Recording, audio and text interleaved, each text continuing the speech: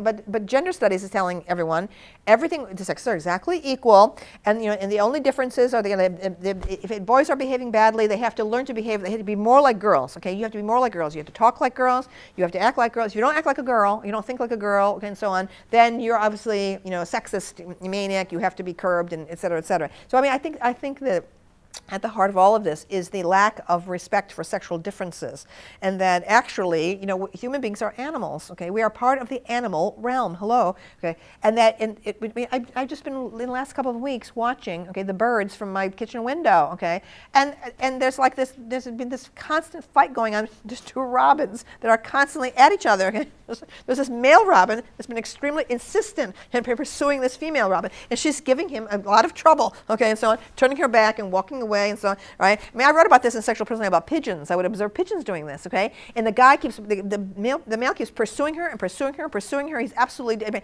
and she's turning away, turning away, turning away. Sometimes they're fighting out there and so on, but he persists, okay? There is a pressure for mating, okay, in the animal kingdom, okay? The man has to persist and make a fool of himself, okay?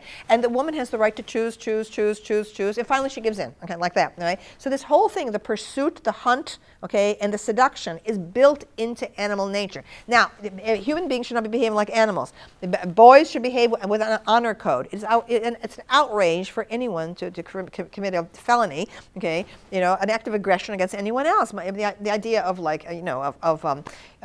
having sex with a woman while she's drunk, this is dishonorable behavior. It's crude, barbaric behavior like the Vandals and the Huns, okay, Vikings of ancient times. This is not the way civilized people should behave. So I'm not excusing them, but I'm saying, girls, wake up. And young women, okay, it's not a question of that they fear sex, it's that they have no idea what sex is, I think, because they have been raised in this culture where skimpy clothing is simply standard issue, okay? Or they don't have any sense whatever that exposure of the flesh or a particular choice of clothing can communicate any messages of sexual interest or readiness. And when in the moment you talk like this, your standard contemporary feminists will say, you're blaming the victim, and we have the right to dress as we want, and I said, of course you have the right to dress as you want. Everyone has every right to dress as they want. However, you have to be prepared, okay, for the reality of the world. They do not understand the world as a dangerous place.